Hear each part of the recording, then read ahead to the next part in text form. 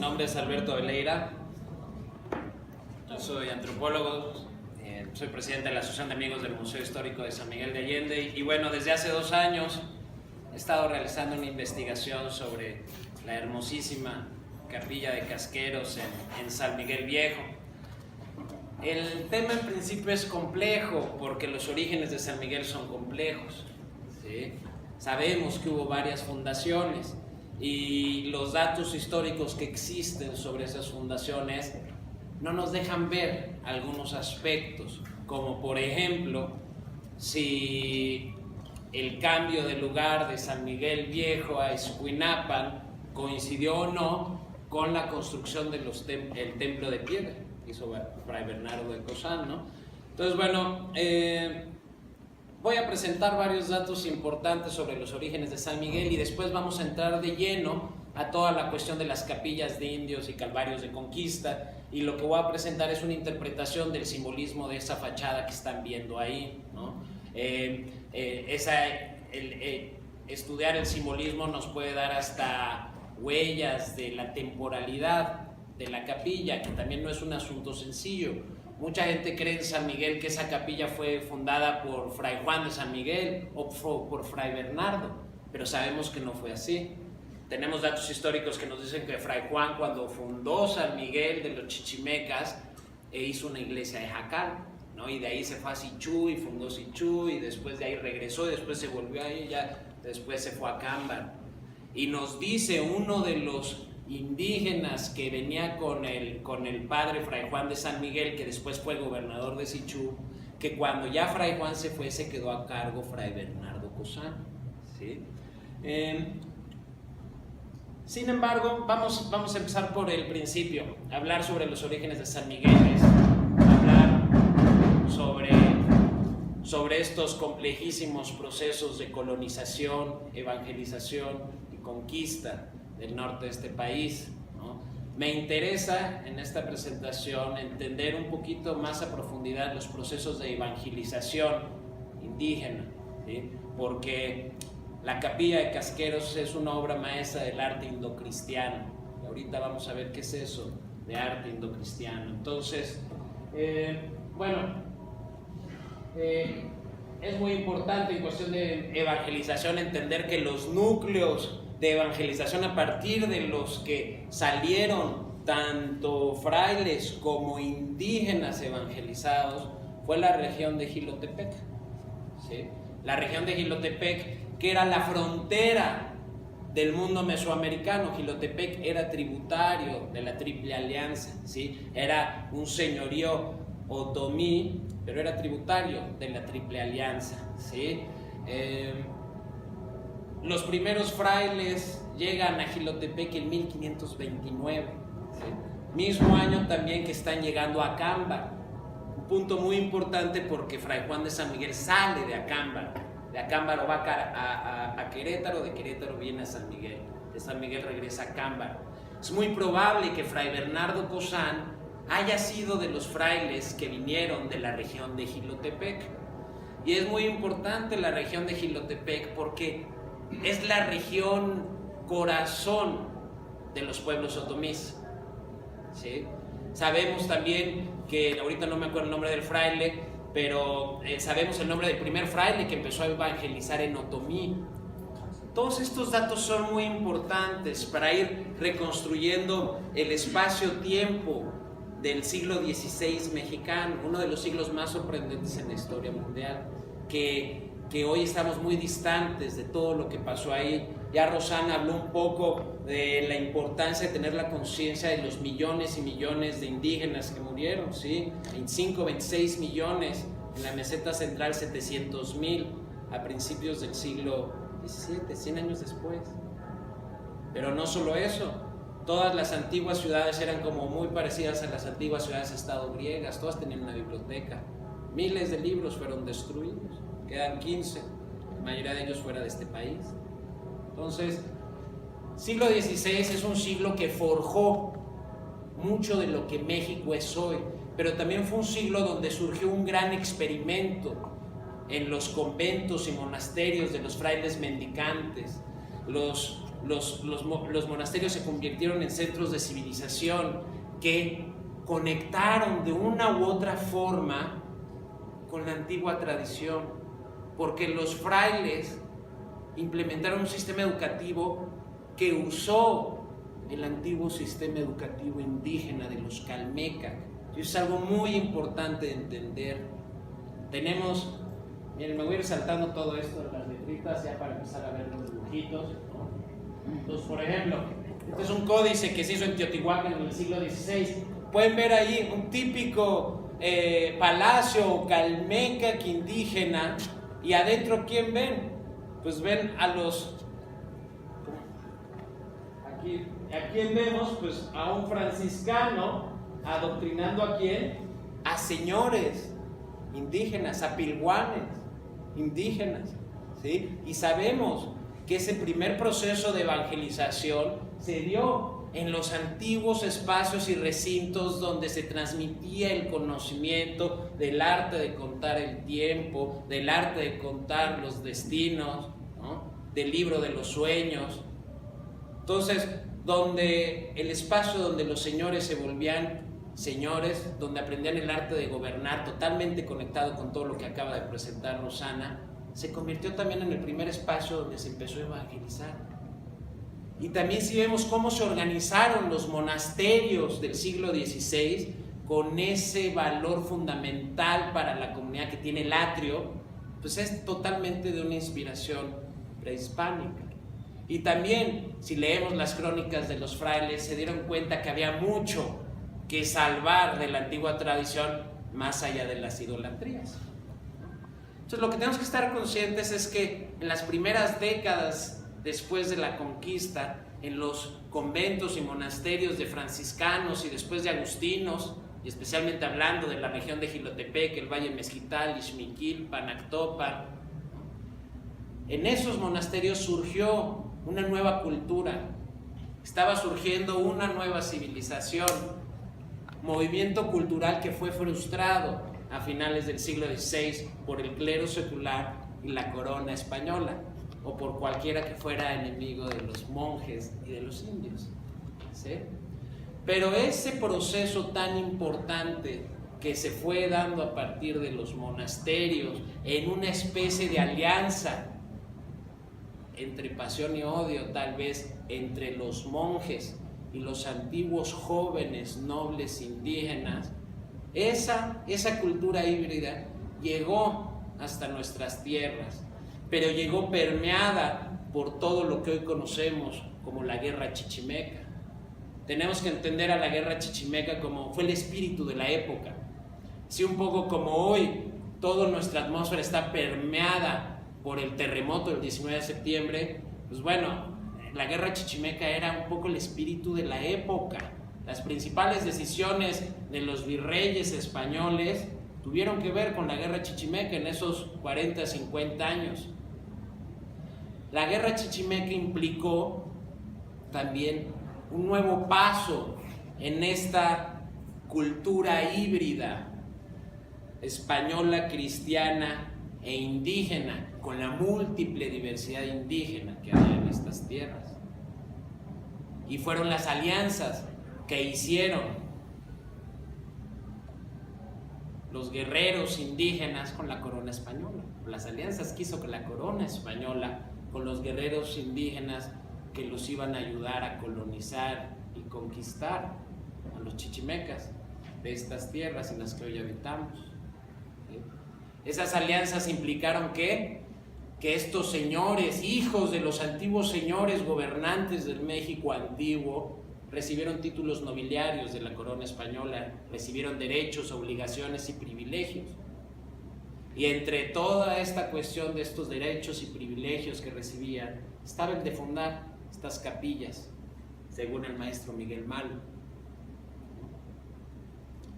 Tenemos que entender que estas capillas se convirtieron en un espacio en el que el indígena se apropió de los símbolos cristianos y de todo lo que ellos representaban, pero desde la perspectiva de la profundísima y ancestral visión de la naturaleza, de los cerros, de los cielos, que habían heredado de sus padres y de sus abuelos, y que seguían heredando, porque tenemos que pensar eso. Podemos pensar que los calmeques en Xilotepec funcionaron como en la antigüedad hasta 1529, y después seguramente todas esas formas de gestión del conocimiento se siguieron reproduciendo. ¿Sí? Pero en el fragor de la batalla, en la guerra chichimeca, en el calor de descubrir un mundo nuevo para evangelizar, se fue creando esta cultura que conocemos poco en el México de hoy, cultura que está plasmada en cientos de esculturas, en docenas de monasterios, en miles de metros cuadrados de pintura mural. ¿Sí? Entonces, vamos a empezar a ver un poco les voy a pasar varias imágenes, vamos a empezar a ver la visión indígena, lo que pudo haber sido la visión indígena de la guerra chichimeca. Esa es la portada del convento de Ixmiquilpan, en Hidalgo, convento agustino fundado en 1550. La pintura que ven ahí abajo está en su interior, y al parecer estas pinturas se hicieron más o menos por los años 70 del siglo XVI. ¿Qué estamos viendo en esa escena llena de dinamismo? Bueno, pues por un lado pueden distinguir a un guerrero que tiene un arma típicamente mesoamericana, el mazo de madera con las navajillas de obsidiana, ¿sí? Creo que ya se ve. Ahí no se ve todo. Bueno, vamos a usar el mouse. Entonces ven un guerrero ataviado también a la manera mesoamericana con un escudo, pero su elemento principal es esta diadema color turquesa, ¿sí? Es la Xihuitzoli, la diadema color turquesa de los antiguos señores indígenas, ¿sí? Es un guerrero ataviado a la forma mesoamericana, a la forma tolteca, podríamos decir. Y al otro lado, ¿quién tenemos? Pues tenemos un guerrero de arco y flecha, ¿sí? Nada más vestido en la parte superior y un mashle en la parte inferior. Varias de las últimas investigaciones, bueno, proponen que lo que estamos viendo ahí es una representación de la guerra chichimeca, una interpretación indígena de la guerra chichimeca, pero dentro de un monasterio indígena, ¿sí? Les voy a empezar, vean aquí, vemos un guerrero jaguar con una cabeza decapitada y con la Xihuitzoli con volutas del habla frente a él, volutas del habla ya occidentalizadas. Pueden ver que toda la escena de todos los muros están rodeados por estas especie de plantas o flores que van entrelazando a todos los personajes. Tenemos que recordar que el nombre para la guerra sagrada en el México antiguo, Xochitl, la guerra florida, la guerra florida. Estamos viendo una guerra florida, pero es muy probable que esto haya sido la guerra chichimeca y está pintado dentro de un convento cristiano. Entonces, de cierta forma parece que para algunos de los señores indígenas, por lo menos, la guerra chichimeca fue concebida como una guerra sagrada a la manera indígena, una guerra florida y solar, ¿sí? Y al mismo tiempo fue concebida como una guerra santa a la manera cristiana, ¿sí? Vamos a ver algunos detalles de los fascinantes murales de Ixmiquilpan. Y bueno, los chichimecas son acompañados por seres mitológicos a la occidental, ¿no? Entonces, algunos ven que sí es la guerra chichimeca, pero también es una especie de lucha del bien contra el mal, ¿no?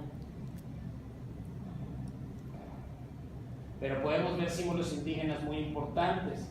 Voy a empezar a enseñar, bueno, el jaguar y el águila, ¿no? Que siempre encontramos asociados a los guerreros solares, al 4 movimiento, al nacimiento del sol y la luna en Teotihuacán.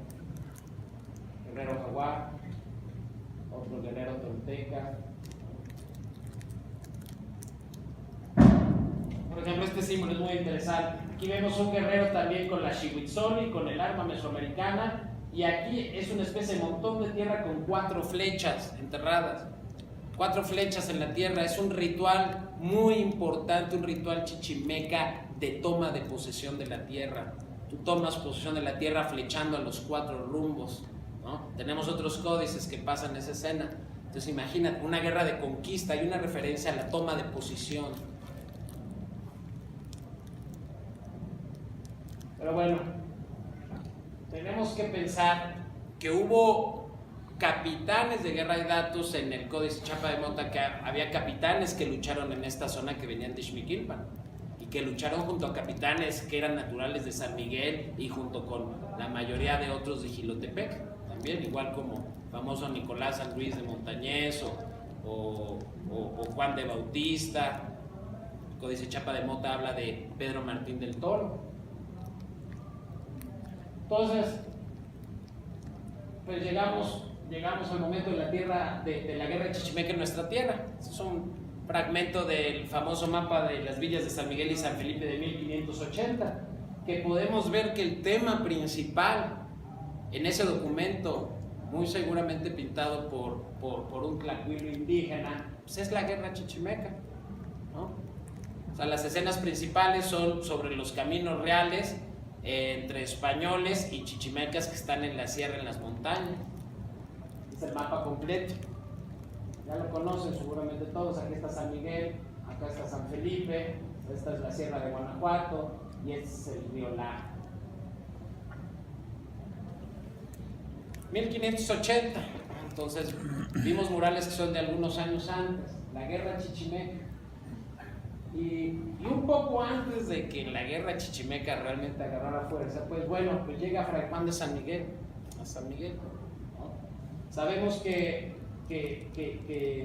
llega a la región pues entre 1540 y 45. La tradición oral dice que fundó San Miguel en 1542, pero no tenemos un documento escrito que conforme esa fecha. El documento escrito que tenemos, que es el de este señor gobernante de Sichú, dice que él anduvo y fue sacristán con Fray Juan de San Miguel en Acámbaro por 5 años. O sea, Fray Juan de San Miguel estuvo entre Querétaro, San Miguel y de regreso a Acámbaro entre 1540 y 1545. Bueno, aquí podemos ver algunas escenas de la guerra. Y pues bueno, es importante tener en claro los datos históricos que tenemos sobre la fundación. Entonces esto lo voy a pasar pues de largo, me estoy extendiendo mucho y todavía no llegamos a empezar a hablar de la capilla, imagínense, ¿no? Entonces hay muchos datos que es importante recopilar de nuevo y ordenarlos de nuevo, porque nos pueden dar una visión distinta de cómo vemos los orígenes de San Miguel, ¿no? Entonces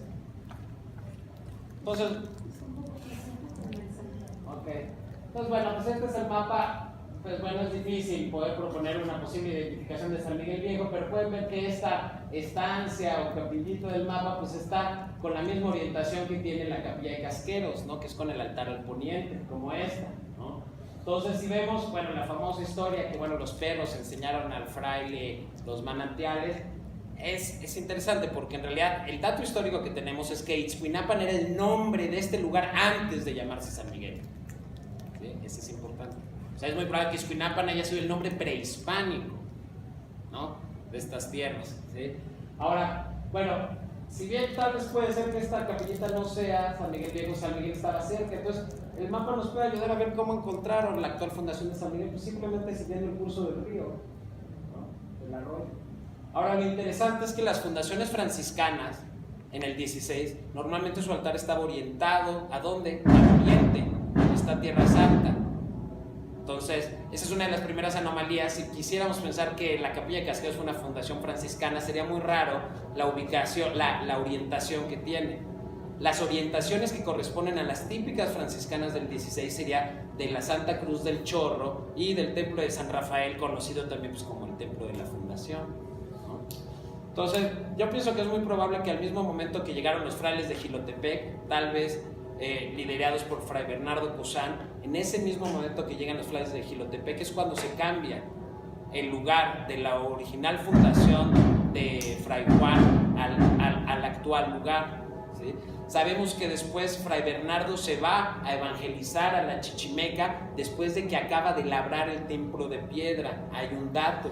Y sabemos que en 1551 Fray Ángel y Fray Miguel eran los encargados del monasterio y es cuando viene el ataque de este clan de Copús el Viejo, ¿no? De ahorita Carángano, ¿no? Y se supone que se deshabita San Miguel, pero ya en 1552 tenemos datos otra vez del monasterio. Entonces, bueno, con esto quiero decirles que el tema de la fundación es complejo, ¿no? Es complejo. Y desde nuestra perspectiva y viendo la iconografía de la Capilla de Casqueros, nosotros creemos que la Capilla de Casqueros es una fundación plenamente indígena, que la influencia franciscana se siente pues porque el conocimiento de los constructores de la Capilla de Casqueros es el mismo conocimiento que tuvieron los nobles educados en los monasterios, ¿sí? Pero la orientación responde, como lo ha probado la doctora Quirós en su tesis, a la orientación que vemos en la mayor parte de capillas de indios en la cuenca del río Laja, ¿no? Este es un dato importante. ¿Qué quiere decir Iscuinapan? Iscuinapan, bueno, Iscuintli, perro, apan, sobre el agua, ¿no? Entonces la traducción sería río de perros, ¿no? Quiere decir, puede ser sobre el agua de perros, río de perros, pero por ejemplo, el nombre esotérico del lago Texcoco era Meztliapan, entonces agua de perros puede ser un río o puede ser un lago. Muchas veces he pensado que Iscuinapan podría ser en realidad el nombre prehispánico del río Laja.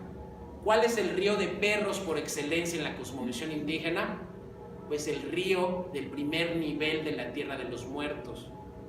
Es muy interesante saber que otro de los nombres de esta tierra chichimeca era Mictlampa, Tierra de los Muertos. Entonces, si un río es el río de los perros, es el río que marca la frontera de entrada a una tierra que se llama Mictlampa, ¿no? Pero bueno, pues estas son especulaciones. Entonces, bueno, vamos a empezar con la Capilla de Casqueros, ¿no? Muy cerca del río Laja. Bueno, pues esta es su fachada principal. Pero bueno, el patrón que encontramos en las capillas de indios, que es, tenemos la capilla principal, normalmente como esta, orientada al poniente, un atrio, y del otro lado del atrio lo que se llama calvarito retache, ¿no? Un nicho, una capillita más chiquita. Y bueno, en muchas de ellas encontramos los calvarios de los cuatro vientos, ¿no? Hacen como flores de calvarios alrededor de la capilla, una concepción absolutamente indígena, ¿no? Los cuatro rumbos y el ombligo del mundo. Entonces, bueno, vamos a ver, estas son muy malas fotos, perdón, pero bueno, lo que me interesa de esta foto es esta como flor de cuatro pétalos que ven aquí. La doctora Quirós, que nos acompaña, hizo observaciones astronómicas ahí y lo que pudo observar es que el sol entra al centro de esa flor de cuatro pétalos que está aquí, pero toda pixelada, exactamente, bueno, los días de los equinoccios. Y después, bueno, 13 días después del equinoccio de primavera y después 13 días antes del de otoño, ¿verdad, Rosana? ¿No? Vamos a ver que esto es muy importante. Bueno, en principio nos está confirmando todavía más que el patrón de orientación de la capilla tiene que ver más con la cosmovisión indígena que con la cristiana de aquellos tiempos, ¿no? Pero vamos a ver que tal vez estas observaciones que se pueden ver están asociadas no con el calendario indígena, sino con el cristiano, ¿sí? Que tal vez los indígenas usaron sus métodos de los que platicó ahorita Rosana, pero ahora para utilizarlos para el calendario ritual cristiano, ¿sí? Ahora, este es el retache, ¿no? Un retache que en apariencia es muy sencillito, pero vamos a ver que en realidad el diseño de la portada es un glifo prehispánico muy, muy importante, ¿sí? Podemos